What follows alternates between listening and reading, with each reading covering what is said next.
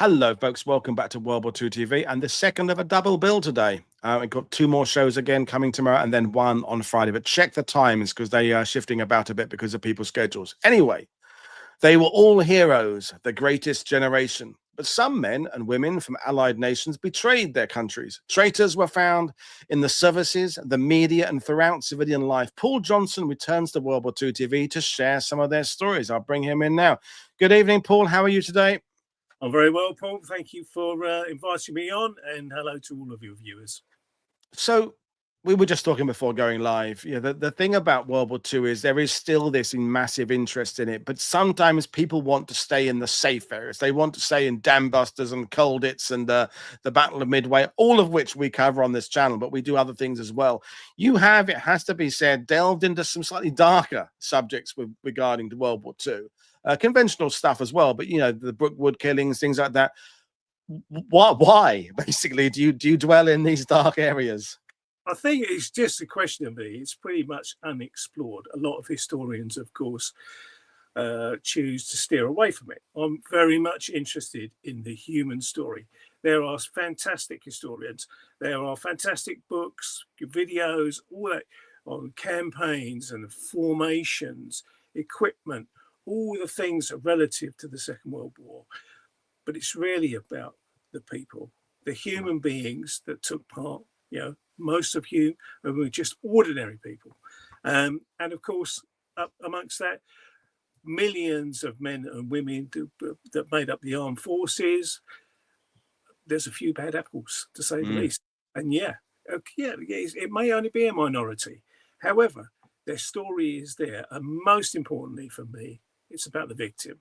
But more often than not, the victims, particularly when it comes to crime, the victims are almost literally, I don't like to use the word forgotten, but they pretty much are. And quite often, you know, like with the Brookwood Killers, there we have the name of the killer displayed in perpetuity, and the victim, buried in an unmarked grave. And it's really important. And of course, all this material lays in the UK National Archives. And, you know, I say a lot of historians choose to steer away from it. Well, let's explore it. Yes, we know it's the warts of the Second World War, but let's have a look. Who were these people? Yeah. And as we go along, there are some absolutely fascinating individuals, who had these amazing lives, and then suddenly chose to commit crimes, or in this case, aiding the enemy, which is regarded as a military crime. And as we talked about this morning on this morning's show about the Indian National Army, which ultimately comes down to decisions. People are making decisions sometimes without the benefit that we have of knowing the outcome of the war. You know, that there are the early days of the war were very. I'm not saying that some of the people who chose to betray their country were good people. I'm just saying that decisions had to be made, and the war looked very, very bleak in the early few months. And you know, we have to sort of take in mind that when some people are making these decisions, or they're thinking about their own personal power trips, things like that. But anyway, we'll hand over to you, Paul. If you have questions, folks, about the specific people we're talking about, kind of far away as we go along. But basically, I'm going to hand over to the other Paul to take us through this presentation. So, aiding the enemy, a military crime. Over to you, sir. Oh, well, thanks. And really, the first thing to do is just a little bit of explanation around aiding the enemy. Because the Judge Advocate General's office was responsible for making the charge against the individual if they were military personnel. But if they were a civilian, then they would be tried by a civilian court. And effectively, it's split into three charges that occurred around aiding the enemy. First was treason, and that's from the Treason Act of 1351, where someone's treasonous behaviour would be levying war against the king, adhering to the king's enemies, giving them aid and comfort in or outside the realm, and conspiring the sovereign's death or aiding a rebellion.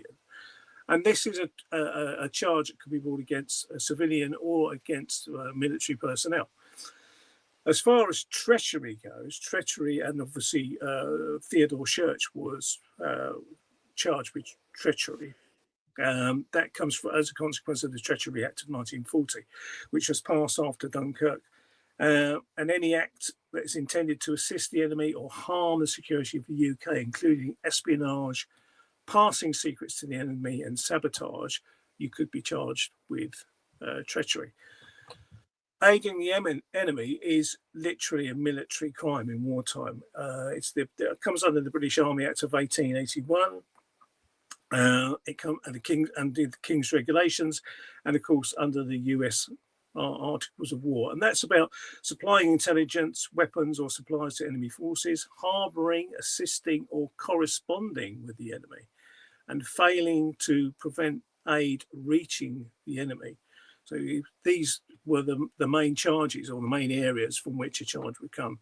But they all connect basically into aiding the enemy. And quite often the Judge Advocate General's charge is a little bit of a mixture of both. So when you go through court-martial records, it's like, and I've got a few examples as we go along, it's not really aiding the enemy, it's not really treachery, it's not really treason, it's a mixture of those. And it's just dependent really on the circumstance. But they are the main sort of key areas for which someone could be charged. Thank you. Great introduction. Let's move to some of the rogues gallery over the next few slides. Yeah, so I mean, I guess that most people watching, and if you haven't heard of William Joyce, Lord Haw Haw, and of course for the US, Tokyo Rose, but William Joyce, of course, we would be executed. And the whole point, the whole purpose of the broadcasters, of course, was to plant this seed in people's head that really you don't want to, you want to give up. Really, don't be participating in the war. You can't really win. And an example of that, and that's why I've got this photograph here, is if you ever watched the 1958 version of Dunkirk, you'll see Richard Attenborough go into his factory. Lord Haw Haw is on the radio, and he basically says to one of his employees, turn that rubbish off. We don't want to listen to that. It's not true. And she responds by going, isn't it? Are you sure? And of course, he thinks about that. And so the broadcaster has achieved his task. He's made people listening. Haw Haw, of course, is very well known. But there were more than 50 broadcasters from Germany. And as a consequence, as we go along, I'll tell you about one or two examples, really.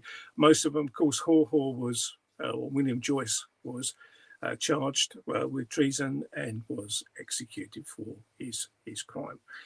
But of course, people don't really know much about the others, which is Reginald Humphreys, Raymond Hughes, Leonard Banning, were all really part of what was called the Bureau Concordia, which came under Goebbels' propaganda ministry. Now, Goebbels, or the propaganda ministry of Bureau Concordia, operated some 19 black stations, what they call black stations, which broadcast continually messages, across Europe, across the world, really. Same old rhetoric, it was anti-Semitic, and it was you've lost the war, particularly at the beginning, but as they go along. Reg Humphreys was known as Father Donovan. And he would give this wonderful broadcast. You really are going to lose the war. You really should give up. Nazism is the way to go. Anti-communism, anti-communist, etc. The same very much with Leonard Banning as well. He was a teacher, funny enough, who'd stayed in Germany at the outbreak of the war.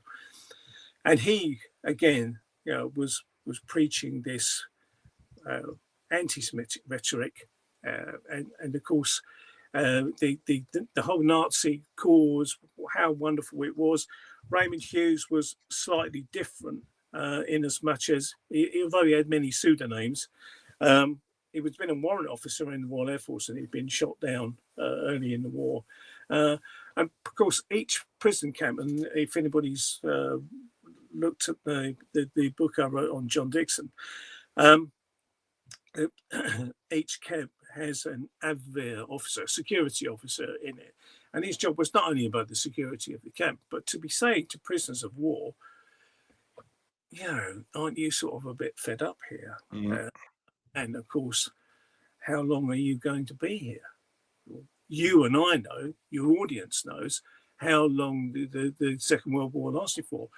You're stuck in a camp in Poland, Germany, being told, I don't know, we've invaded France, we're planning to invade Great Britain, we're winning, we're being victorious in Russia, and suddenly, guys are thinking, well, by the way, perhaps, if you came and worked for us, then we could offer you a much more luxurious life. And of course, that's what these guys got, really. They got good accommodation, good food. They were able to work in environment, free to move about. Absolutely wonderful. And all you had to do was go on the radio, no real danger, and broadcast a message to the public, to the British public, to the Europeans across the world, going, Nazism is the way to go. And of course, eventually that came to an end.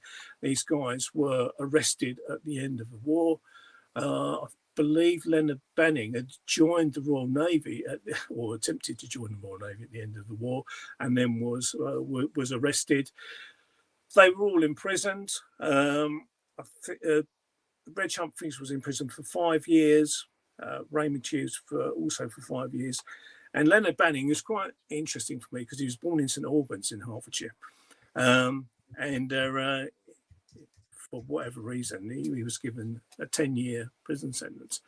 Not that they saw those sentences out.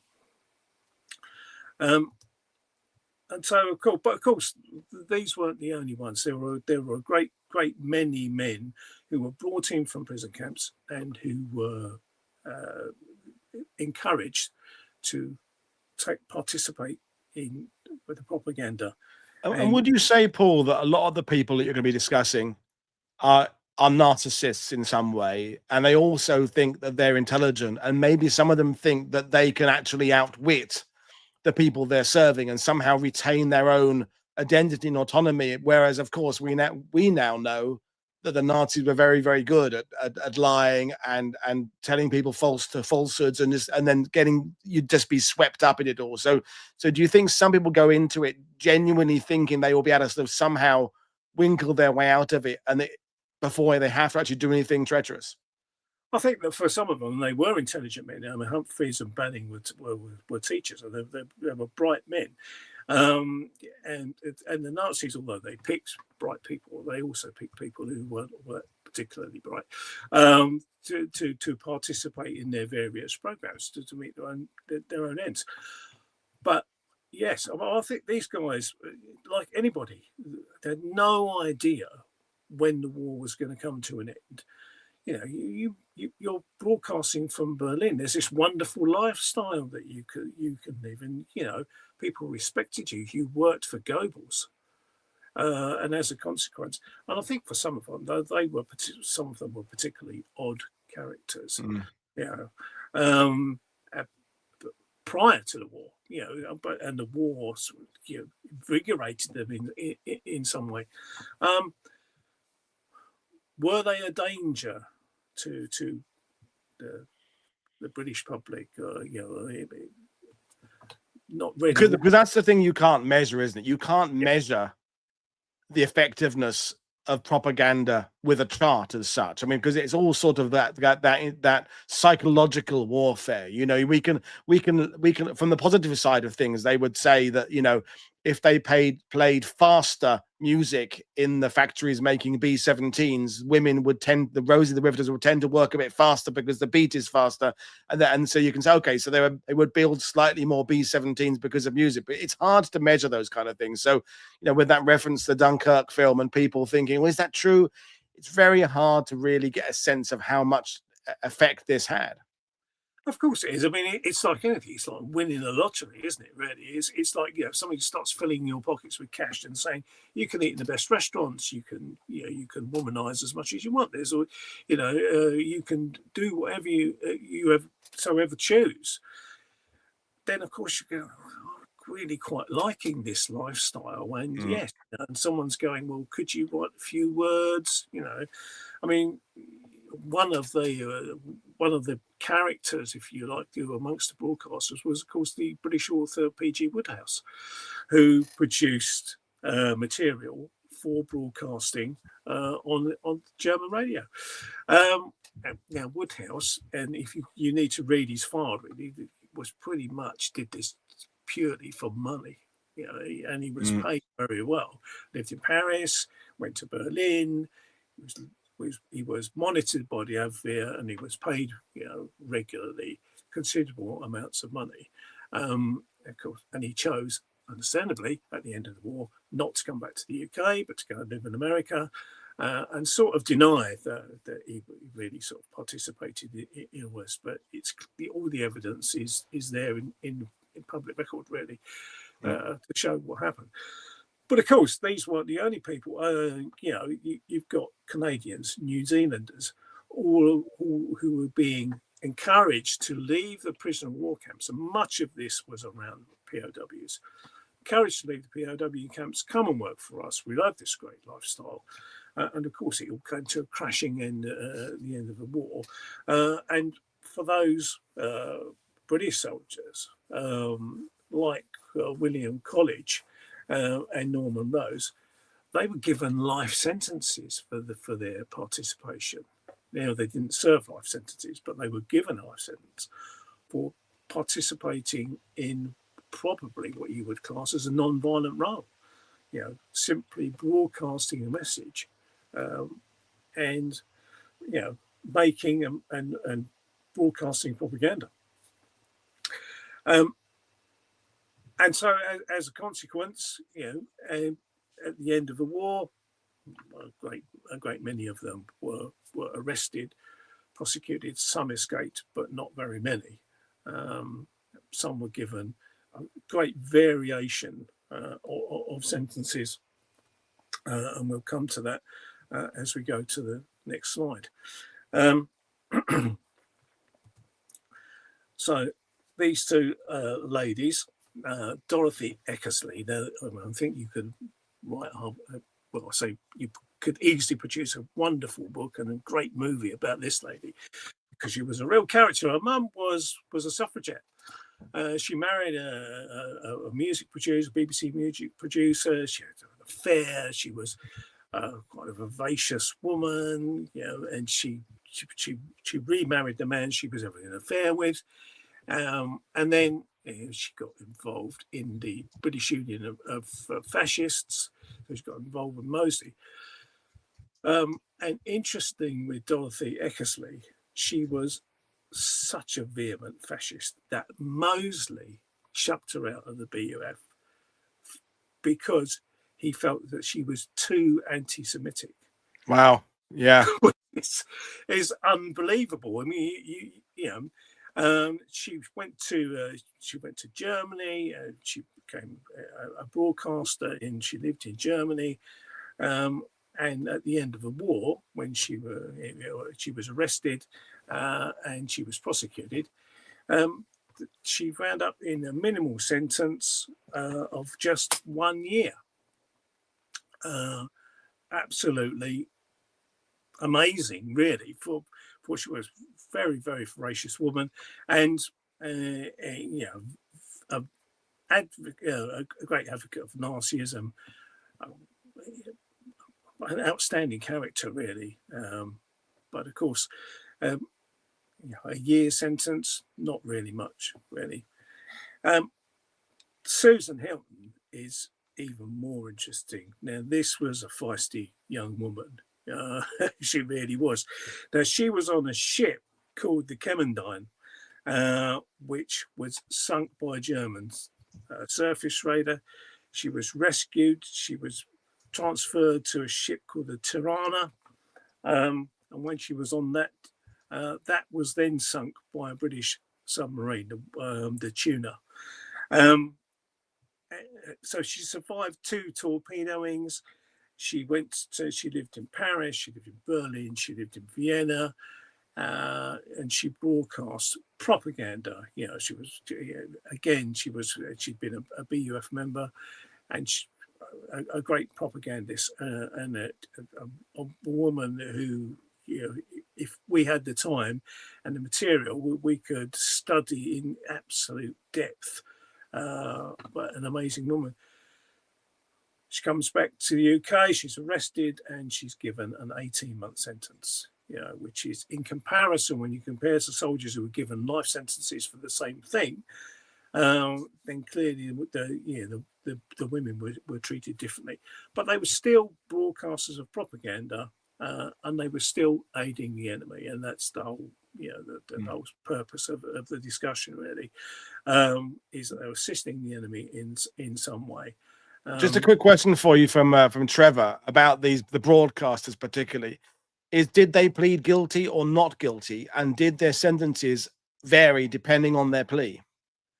Invariably, they pleaded not guilty because, you know, they were just really airing their political views. You know, they weren't participating in free speech. Yeah. And so as a consequence, and who knows what's in the judge's head when he decides to go, actually, I'm going to sentence you to 18 months. Was your broadcasting, you know, appealing in any way? Did it have any effect? Who can tell?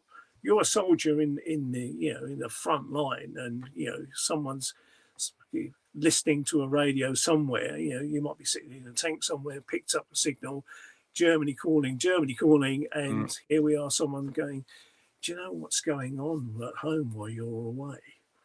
That's it. That's the seed that's planted. It's, oh my God, I've got to write home. You know, no text messaging, no mobiles, no, you know, none of today's modern accoutrements. But the idea is planted in that guy's head, you know, and the feeling, the sense of feeling, I've got to get home. I've got to get home. I think we saw that, didn't? If anybody who watched Saving Private Ryan, when they mistakenly went to a soldier and said, your brothers have been killed. And the next thing, even though he was made aware that, I've got to get home. You know, it's been planted in my head. And this is what these people did, you know, the broadcasters. No, thank you. Yeah, well, let's keep on moving. Keep going. Yeah, keep on moving. Another broadcaster is just Herbert John Bergman. So he's a US broadcaster. He was an older guy. Well, Bergman, very similar to the others, really.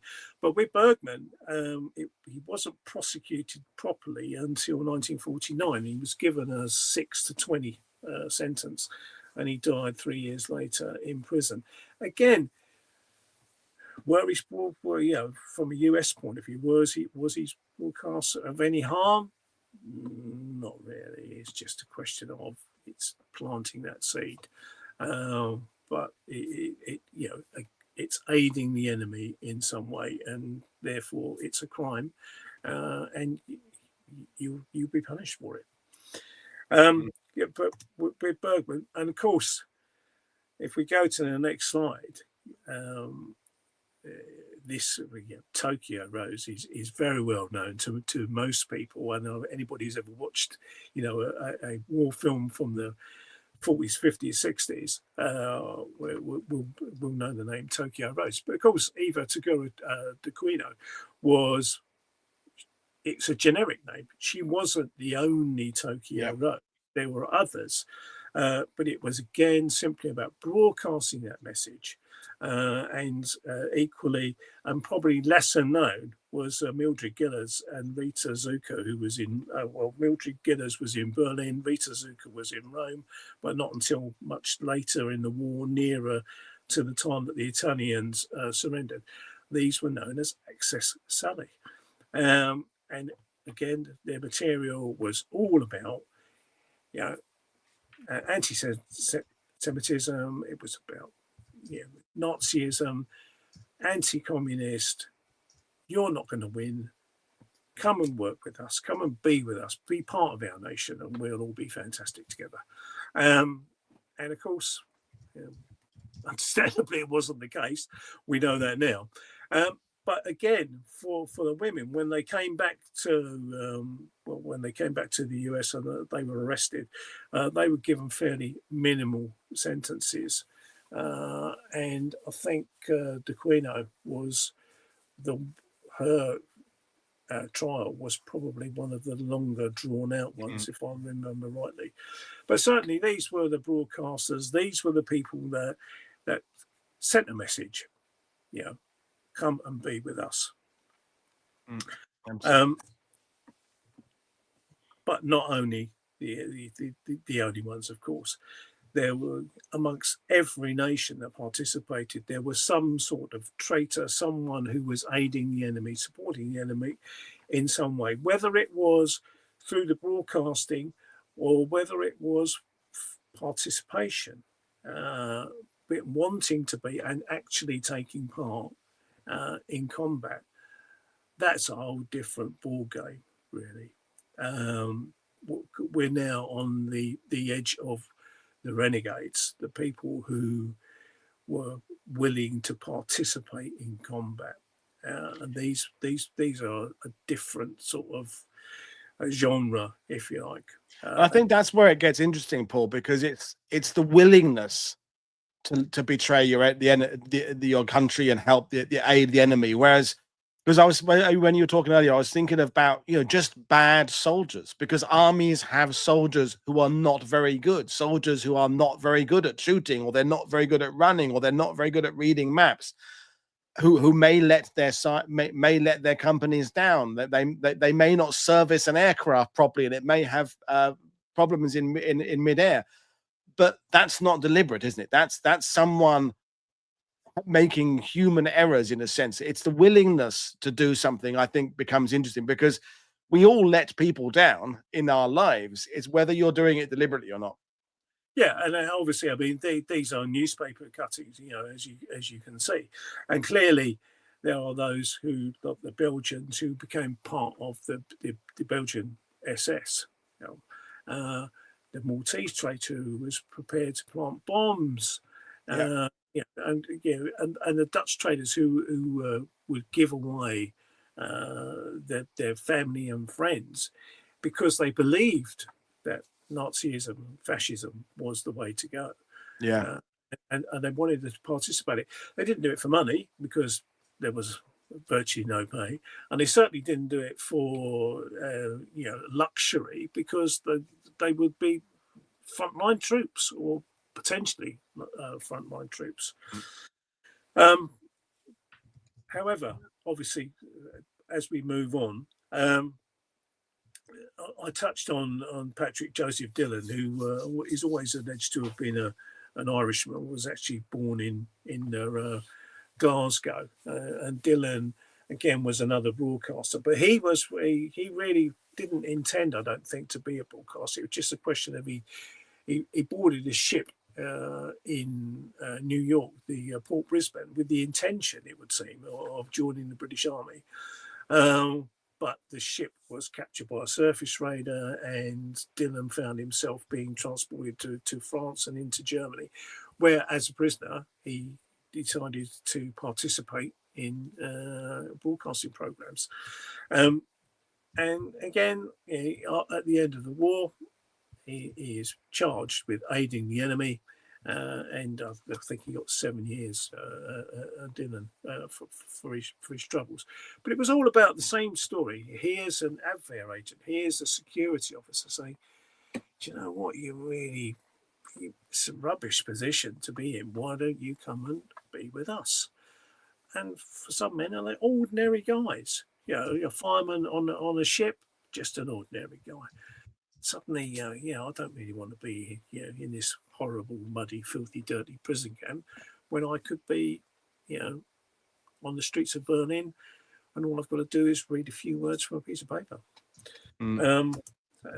So Dillon wasn't really a renegade, but there were renegades. There were quite a few renegades, and of course, they were amongst, most of these were prisoners of war, and those renegades, of course, had to be led, and so on the next slide, you'll see that the leaders of the Renegades. So the British Free Corps was led by John Amory. That's part of the Waffen SS. Didn't really weren't really involved in any fighting. Subhash Chandra Bose led the Free India Legion, and Rashid Ali al-Gilani, and I hope I've pronounced that right, led the Free Arab Legion. Most of these legions were made up from prisoners of war, who certainly for the Arabs and for the Indians, it was about getting rid of British rule. And as far as Amory is concerned, it was about promoting fascism, but of course it all went to pot. The British Free Corps didn't really participate. The Indian Legion, however, did participate in actions, particularly serving with the Japanese, and equally the Arab legions. In fairness to the Arabs, really, the majority of Arabs who joined the British armed forces weren't doing it for patriotic reasons, but just simply because it was the best pay that they could get, really. Yeah. And when they became, and they were quite often used to, as porters and road repairers, etc., doing all sorts of manual labour work, and then they would be captured. They'd be in British uniform, so they'd become a prisoner of war, and actually you could come and be part of the Free Arab Legion, and let's go away and fight the British, and they're quite happy to do that. There was a Free American Legion too, quite often referred to as the George Washington Division. Now, I'm not an expert on that particular area, the George Washington Division, but to my knowledge, it only ever had one man in it. And we'll come to him shortly. It's interesting, before we move on, Paul, that the people who are fighting for the independence of India or these other nations, a few years later, that's essentially what happened. It's similar, although I'm not making a comparison as such, to, I don't know, suffragettes being arrested for what they were doing being a crime at the time and being, setting about violent protest.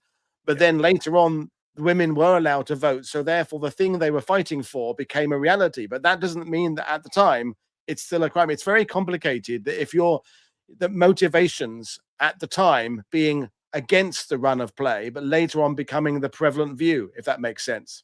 No, absolutely. I agree entirely.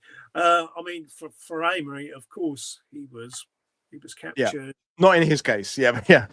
He was executed. For Bose, of course, he could have gone on to be a major leader in the Indian, in India. But of course, he was killed in an air accident, along with some senior Japanese officers. And so, as a consequence, we'll never know, really. I mean, there's a lot of discussion around whether he was, how his death occurred, really. Was it an accident or not? But certainly, and for Rashid al-Gilani, he went on, he escaped basically, and he went on to be in exile really for most of his life. But these were the men who were leading these legions and who were encouraging people soldiers to participate and cooperate and aid the enemy in a fight against the British and the Commonwealth troops and against the Allies. And all those men, a lot of those men, particularly the British Free Corps participants, were tried for their crimes at the end of the war. So John Amory, as we know, was executed. Benson Freeman, who in his report says he was shot down on the Peenemünde raid, became a broadcaster and a member of the Waffen SS. He certainly had Waffen SS uniform, but I don't believe he ever participated in it. But with him, he produced a program called Jazz Crack, which was jazz music and lots of jokes or cracks written by him. And the Avwehr were not too impressed with him because he wasn't very quick at producing scripts. But he was a broadcaster, and he at the end of the war, he was he was given a 10-year sentence for his activities. The man in the middle is someone who really generates my attention. I don't want to use the word like this guy, right? But Harry Cole was described by MI9, or his crimes were described as odious and despicable. He was a Royal Engineer at the beginning of the war. He was captured at Dunkirk. He became was said that he was a British agent, that he was going to be a German agent. He managed to infiltrate the Pat O'Leary escape line. He was a real complete villain and a proper cad, is probably the right word. And at the end of the war, he was killed in a shootout with the French police. But an absolutely fascinating character. And the reports on him are very extensive. A real villain, but a real character at the same time. But of course, he was aiding the enemy. And when you read through his report, and an interesting part of that is he worked with a guy called Rob Starr. Now, Starr said that he betrayed a tall, dark English girl named Madeleine. Now, Madeleine was the code name for Noor Khan. And Starr said she'd given nothing away under torture, except that she was working for her country. But she shared a cell apparently with Starr, and in confidence, she told him who she was and the truth about her, and he betrayed her. And I've never really read that before anywhere. He's, who betrayed Noor Khan? Well, an Englishman named Rob Starr, who was working with, Harry Cole, and aiding the enemy. So she was, given away by particular. Now, we'd have to ensure that there was some truth on there in that, but certainly in the report, this is what it is alleged that Starr did. And I really was quite surprised when I read that. And shocked. I've not read it anywhere else before. Wow, this is brilliant history, Paul. Thank you so much for sharing it with us. Let's keep it moving. Yeah.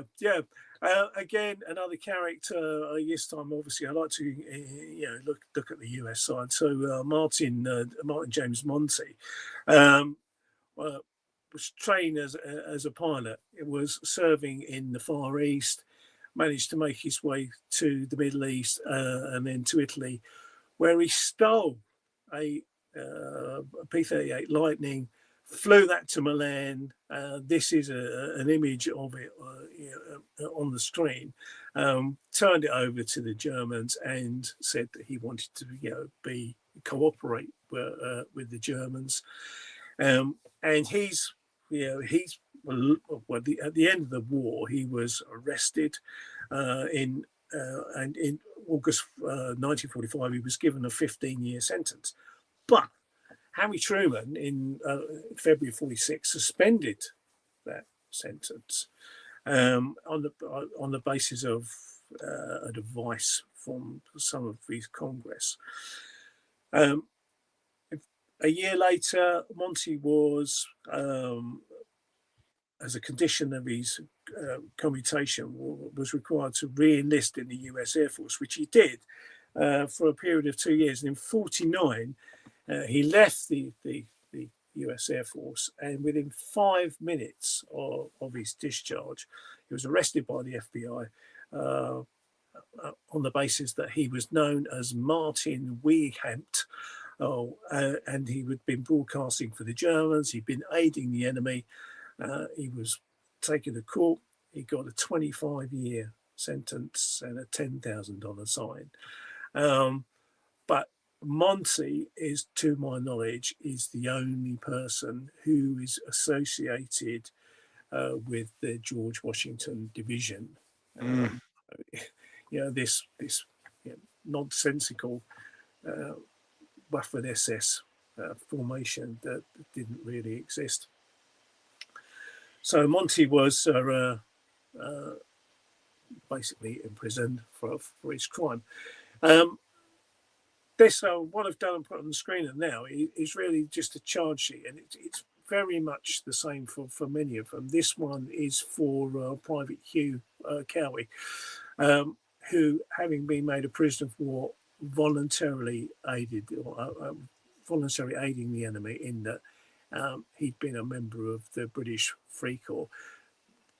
These court-martial papers exist in the National Archives, and charge after charge after charge, all very, very similar, all getting very similar sentences, 5, 7, 10 years for their participation, but not really. They had the uniforms, they had the equipment, but they didn't really take part in any real action. And if we move on, perhaps this is, I feel a bit sorry for this guy, really, which is James Robert Stiles. Now, he received a 7-year sentence for aiding the enemy, but he was an absolute fantasist. His father was a circus entertainer. Stiles himself was a magician, and he was a real absolute fantasist. He said that he'd been providing information to the enemy relating to prisoners of war. Basically, he'd been telling on his mates. He also claimed to have met a German agent called Heinz in Birmingham, I believe, a hotel in Birmingham. The security services couldn't really find any evidence of that, but they still maintained it was a possibility. So as a consequence, he was charged with this, and he told everybody that he'd escaped on numerous occasions from German prison camps, and that he'd been awarded a DCM as a consequence, which was all called absolute rubbish. And in the next slide, you'll see where I've highlighted this bit, right, where he actually said, I thought that if I could catch this German agent Heinz, who didn't exist, it would be a great feather in my cap, and the DCM I'd awarded myself would be given to me in reality. Now, in this day and age, people would say, this guy really needs help. He's a complete fantasist, and but he received a 7-year prison sentence. Some would say rightfully for aiding the enemy, because he told all these stories. He told on his friends. He allegedly was in contact with a German agent in the UK. Not really. Certainly, there's Colonel Hinchley Cook from MI9 was not wholly convinced by his story. Hinchley Cook is one of the great characters from the British intelligence service, really, who were tracked down and got rid of a great many individuals.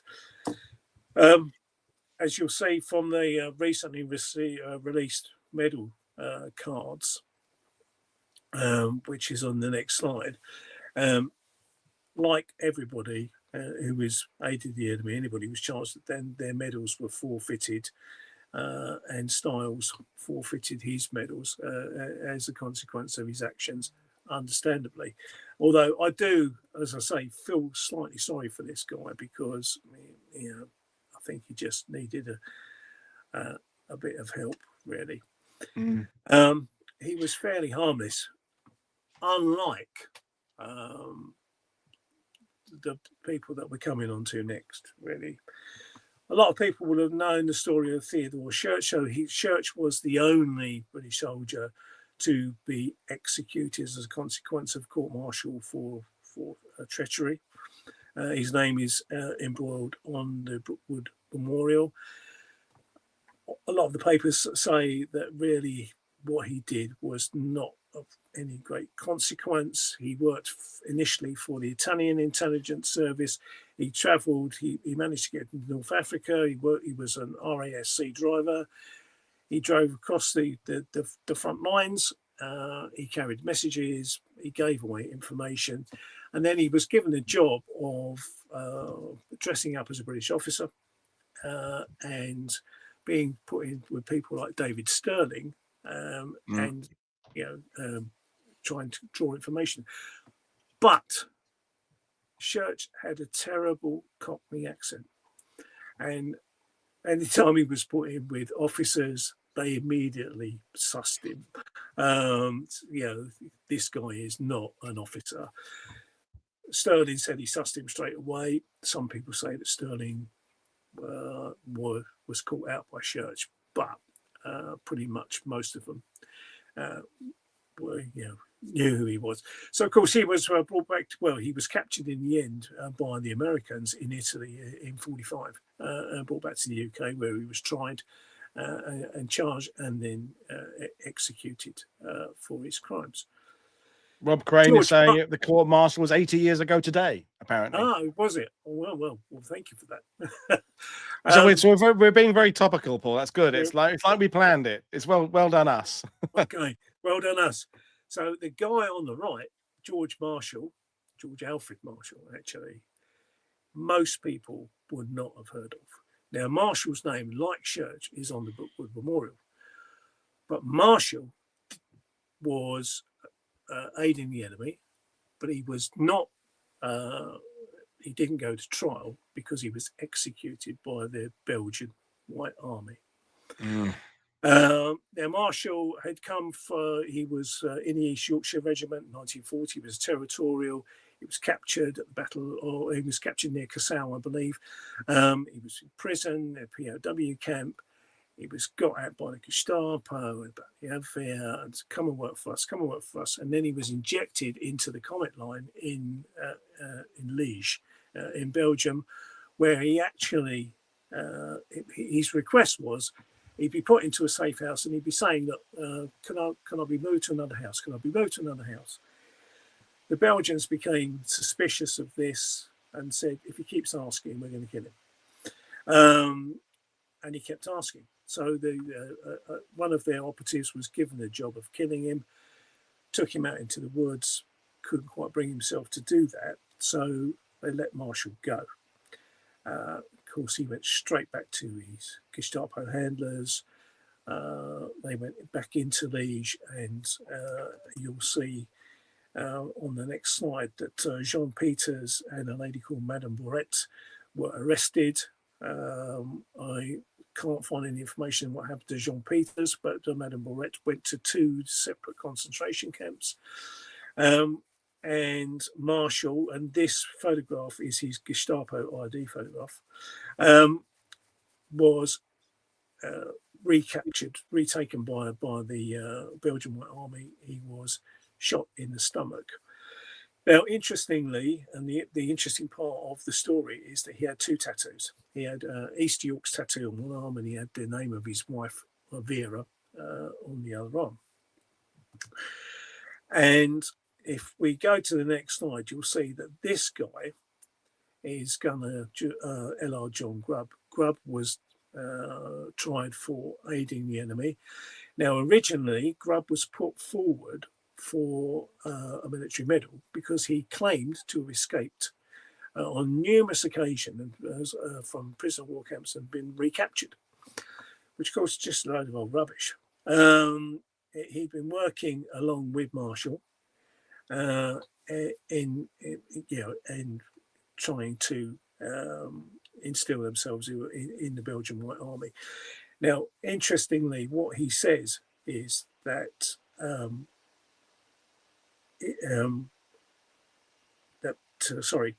what he said was that Marshall had these 2 tattoos, the East Yorks and the Vera tattoos. So this information, coupled with the physical description, MI9s were like, okay, this is definitely a guy. But Grubb says, right, the tattoo marks mentioned above, and the fact that the tattoo marks can be seen at application to the police chief of Namesh, which is the little town where he was shot, who has them pickled in a jar. So he's on the Brookwood Memorial, Marshall. The inference is he's got no known grave. Was he buried in the woods and someone skinned him before or after he died, and then pickled his tattoos in a pot? And I just wonder, me being me, do they still exist? Has someone still got 2 tattoos pickled in a pot of a British traitor? So Marshall, the same guy who supposedly got Napoleon's pickled penis. It's that guy, isn't it? Whoever that weird guy is, he's probably got it in his basement somewhere. Yeah, on my shelf somewhere. But Grubb, of course, who was tried and imprisoned also for his participation. But initially, because of his story about I've escaped on these numerous occasions, he was put forward for the military medal, which of course was very, very quickly retracted.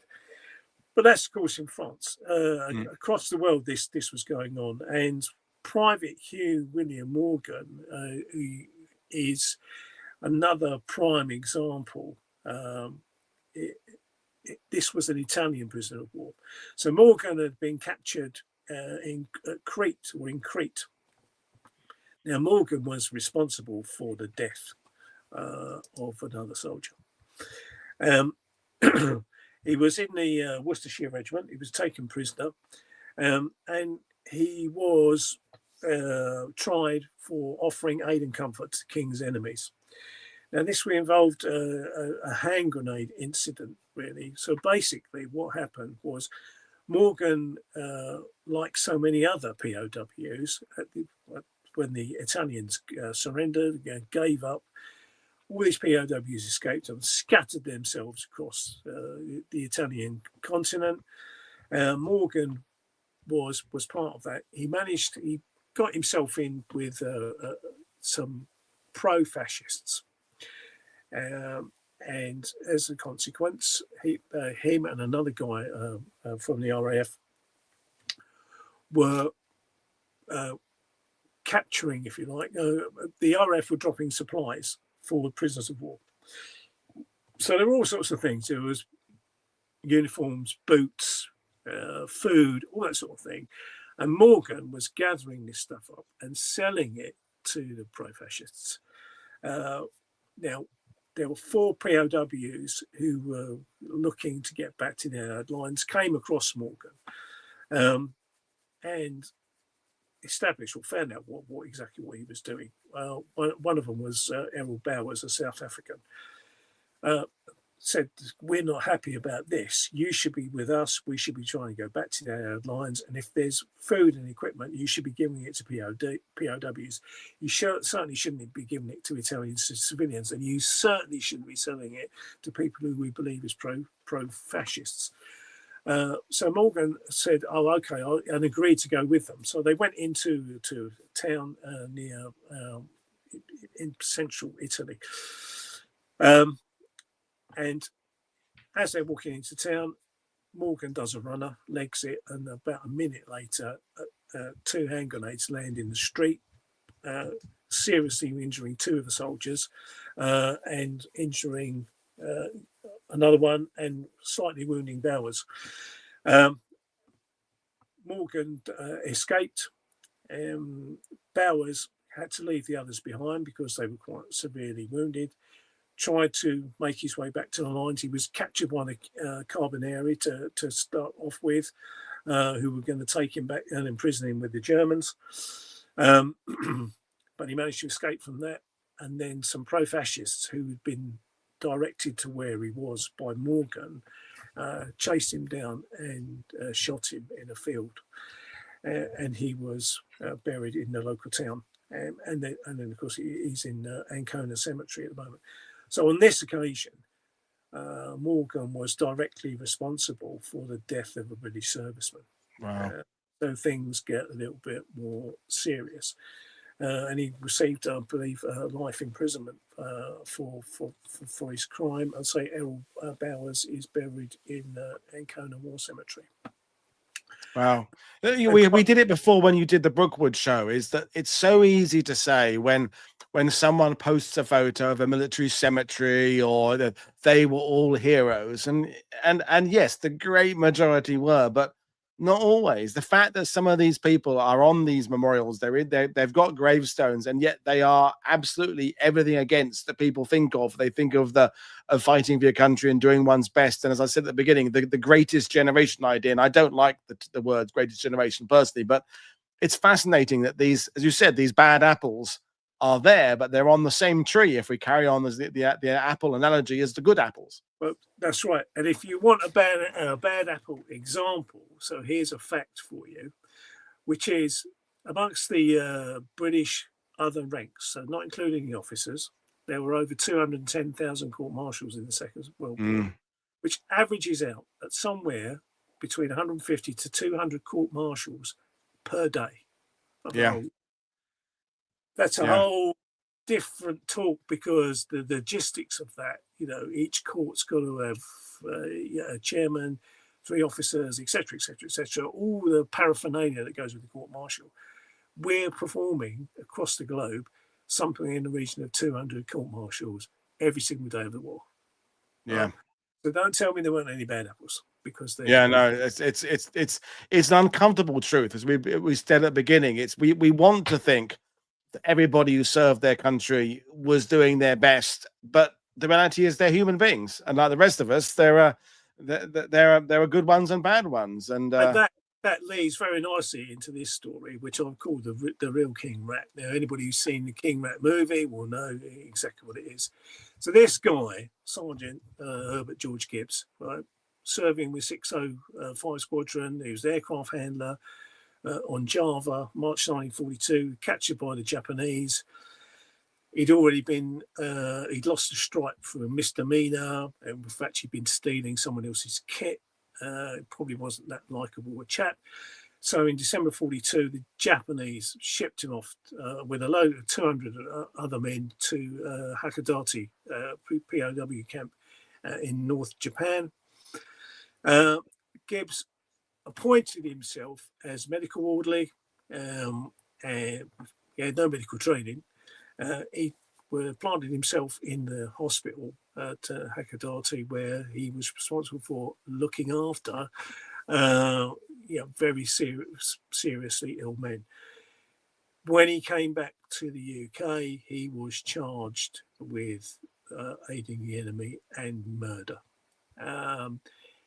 All the evidence points directly to him being involved in the death of a number of prisoners of war.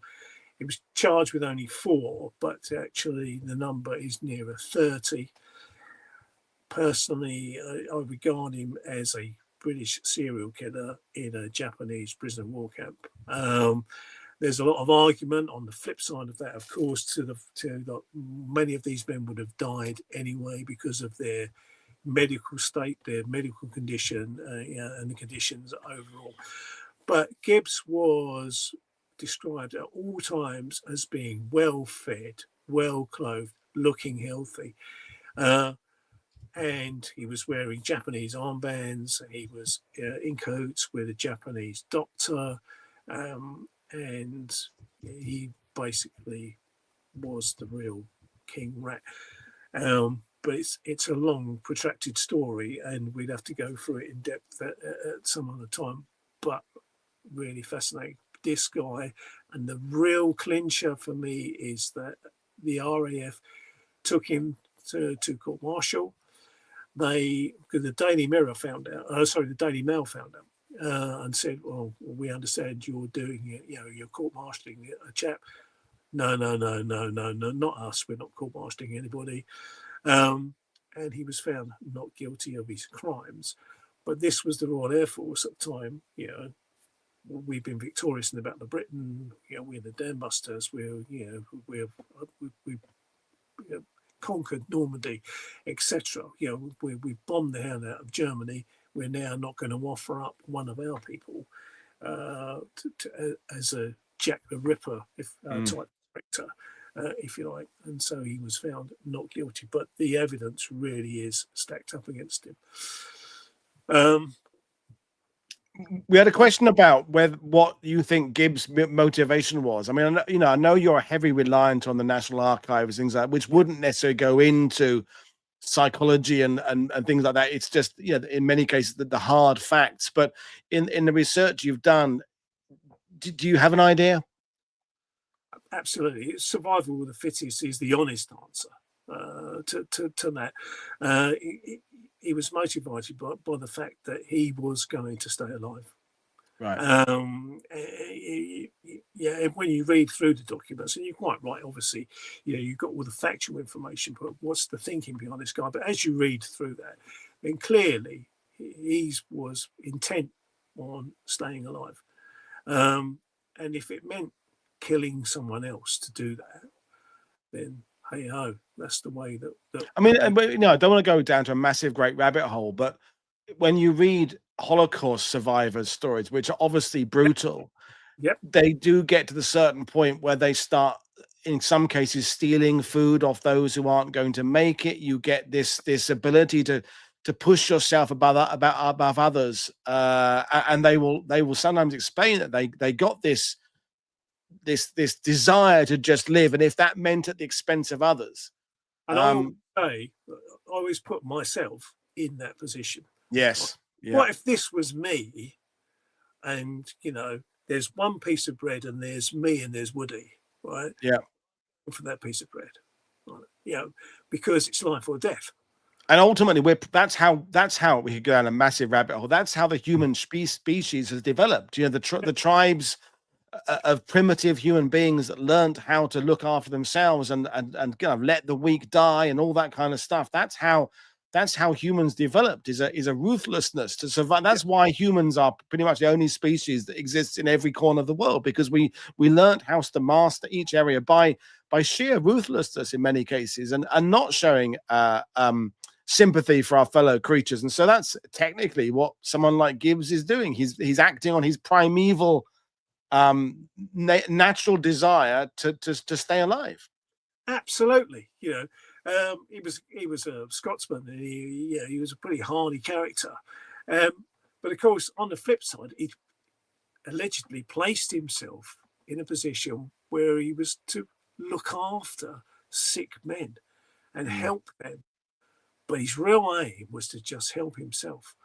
Would I be doing that in his position?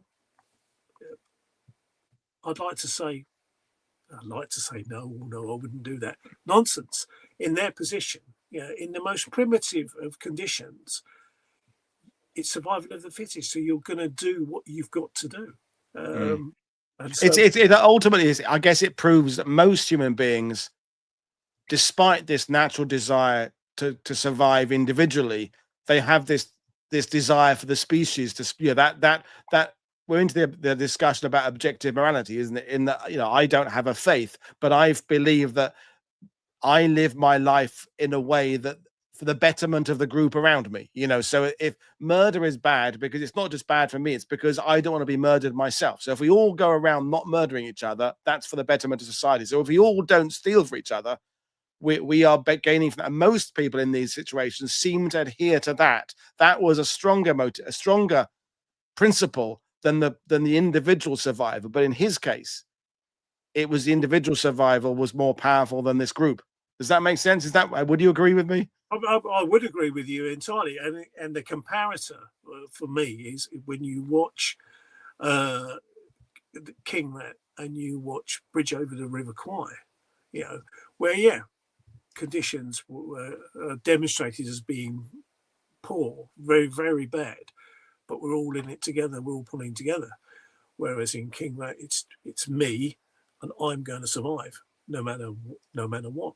And that certainly, I would say, was Gibbs's motivation, irrespective. He's a married man, and maybe he said, "I am going to get back to my wife no matter what." So at the end of it, He was found not guilty of his crimes, even though all the evidence is against him. And his wife said, I'm going to take him on a nice holiday now. Now, understandably, they never had children. Now, whether that was anything to do with his imprisonment, or he thought, I'm never going to put a child of mine through what I've been through, maybe. But he certainly was responsible for the death of a number of men at and he lived in a long time after war, fair long, as I recall. Yeah. He lived until old age. Wow. But, complex. But of course, we come to now really, this is my favourite guy. Jack William Lee. That wasn't his real name. His real name was Raymond Carrard. So he was a Frenchman. He was in 2 SAS, and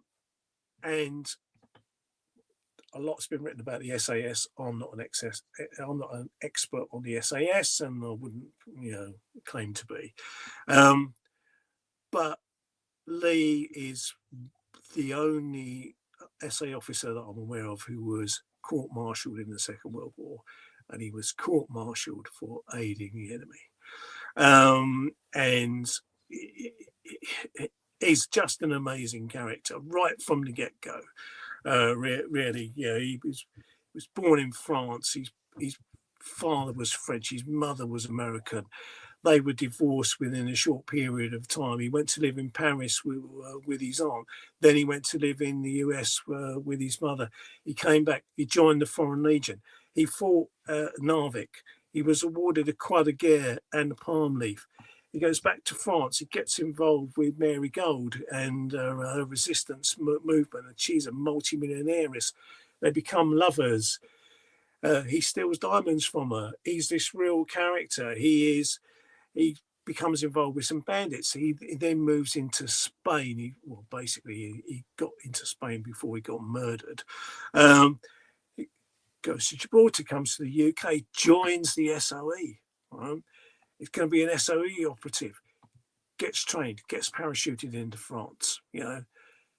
Comes back, goes to the Ambassador Club in West London. A hangout for the elite. And tells everybody, just popped over to France and done a mission. SOE horrified. He said, this Hinchley Cook got involved. Tell this guy to shut up. He couldn't shut up, really. He was a womanizer. He married this lovely lady, Catherine Davis, on here, whose own story is phenomenal. And because she was the first female student at Cambridge University. A fantastic story on her own. There's loads of twists and turns to his story. They chucked him out of the SOE because he couldn't shut up. He goes to 62 Commando, and he goes then into 2 SAS. He goes to Italy, where he's involved in Operation Jonquil and Operation Begonia. He's about rescuing POWs. Before that, he was wounded on the Saint Nazaire raid. He's the only Frenchman to participate in the Saint Nazaire raid. He's with 2 SAS. He's between Ancona and Pescara. He's rescuing men from 1 SAS who'd been imprisoned, and also bringing back other prisoners of war. He gets shot. He gets wounded. He gets back to Termoli. He goes back again. His boat gets blown up. He gets wounded. God knows what else happened to this guy. He then, so he gets awarded a military cross for all his actions. He winds up going to Normandy. He parachutes into Normandy. He's part of the French squadron of 2 SAS. He's involved in Operation Wallace. He then,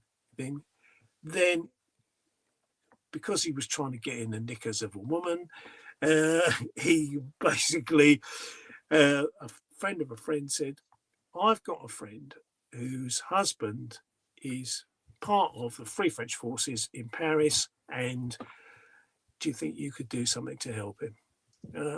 Lee, in his usual maverick fashion, he goes to Paris with his guys and their jeeps, rescues this guy, whose name was Freddie Krause. Now, Freddie Krause was an Advia agent.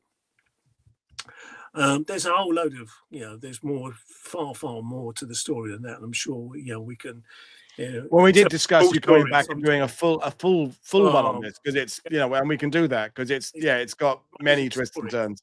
But the bottom line is, Paul, is that he swapped places with Lee's driver, dressed as a British paratrooper, comes back via Southampton, back to the UK. He's holed up in Lee's flat, where he is then arrested by the intelligence service. Lee is arrested, and he's court-martialed. Krause is imprisoned, and Lee was